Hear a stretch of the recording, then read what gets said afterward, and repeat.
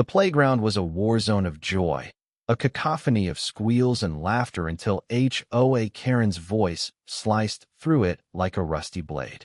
Her entitlement was louder than the kids and twice as ugly. It was a crisp Saturday morning at Willow Park, where families gathered to let their children burn off energy under the watchful eyes of parents sipping coffee. The swing set, a coveted throne for the under-10 crowd, was the heart of the action. Kids lined up, giggling, their sneakers kicking up dust as they waited their turn. Among them was 7-year-old Mia, a shy girl with pigtails, patiently waiting for her chance to soar. She'd been eyeing the swing for 10 minutes, her small hands clutching the hem of her dress, her eyes bright with anticipation. Enter Karen, a woman whose presence demanded attention, not because of charisma, but because of sheer audacity. At 5 feet 4 inches and well over 300 pounds, she lumbered across the playground like a storm cloud, her designer sunglasses perched atop her head, her lips curled in a perpetual sneer. Her son, Timmy, a spoiled 8-year-old with a permanent scowl, trailed behind her, clutching a juice box and whining. Karen's voice boomed over the playground, cutting through the chatter. "Timmy deserves that swing. He's been cooped up all week," she declared to no one in particular, her tone implying the world owed her son everything. The conflict ignited faster than a match in a dry forest. Mia, finally reaching the front of the line, climbed onto the swing, her tiny legs pumping with glee. Karen, spotting her son's empty hands and restless energy, marched straight to the swing set.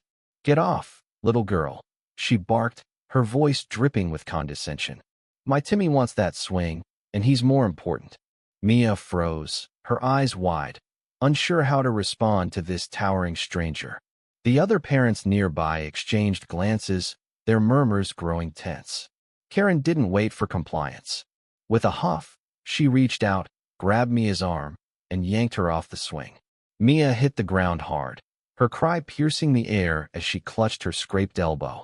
The playground fell silent for a heartbeat, the kind of stillness that precedes a storm. Then, chaos erupted. Mia's mother, Sarah, a wiry woman with a no-nonsense demeanor, sprinted from the bench where she'd been chatting with a friend. "What the hell is wrong with you?" Sarah shouted, her voice trembling with rage as she knelt beside her sobbing daughter. Karen, unfazed, rolled her eyes and gestured to Timmy, who was already clambering onto the swing. "My son wanted it more," she said, as if that justified everything. "Kids need to learn to share." Sarah's face flushed crimson. "Share? You pushed my daughter off a swing," she yelled, stepping closer to Karen, who didn't budge. The other parents began to gather, their phones out, some recording, others whispering. One dad, a burly man named Carlos, stepped forward, his voice low but firm. "Lady, you can't just shove a kid like that. Back off." Karen scoffed, her arms crossing defiantly. "Don't tell me how to parent. Your kids are probably just as spoiled." The tension was palpable, a live wire sparking in the air. Sarah, still comforting Mia, looked up at Karen with a mix of disbelief and fury. "You're going to regret this," she said, her voice steady now, cold as steel. She pulled out her phone and dialed 911, her eyes never leaving Karen's smug face. "I'm reporting an assault," she said into the phone, her words clear and deliberate. Karen's sneer faltered for a moment, but she quickly doubled down. "Assault? Please. I barely touched her. She's fine. Stop being dramatic."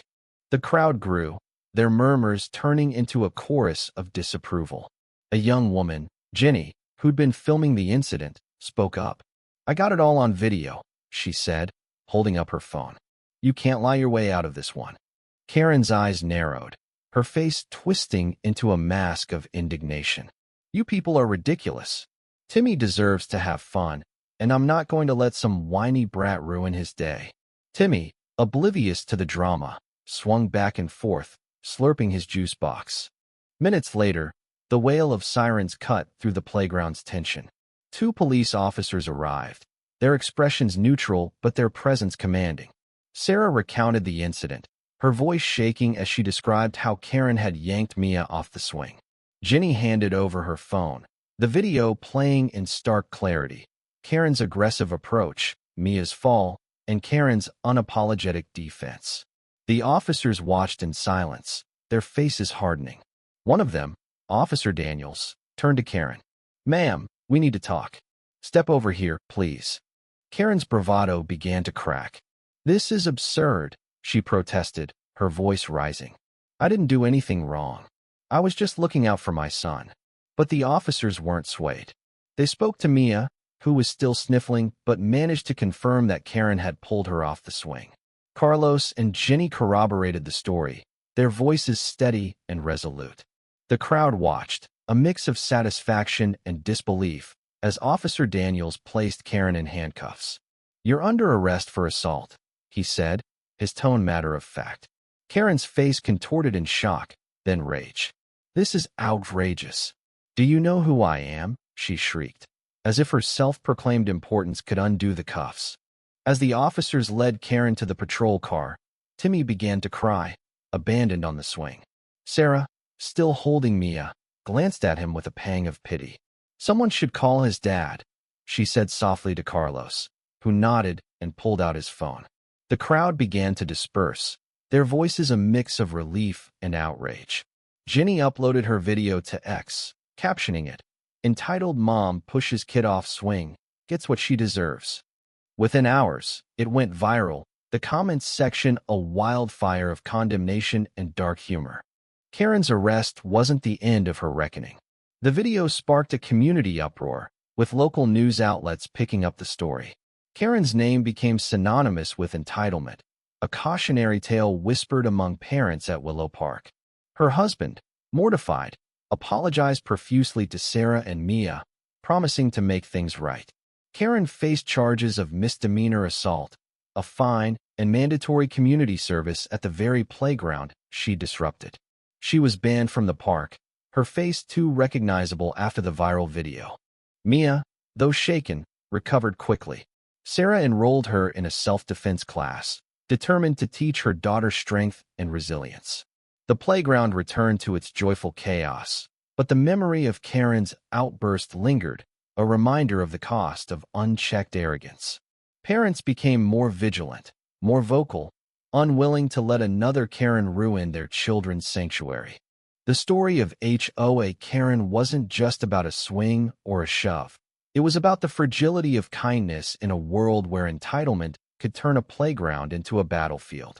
It was about the power of a community standing together, holding a bully accountable. And for Mia, it was about learning that even when someone tries to push you down, there are people who will lift you back up.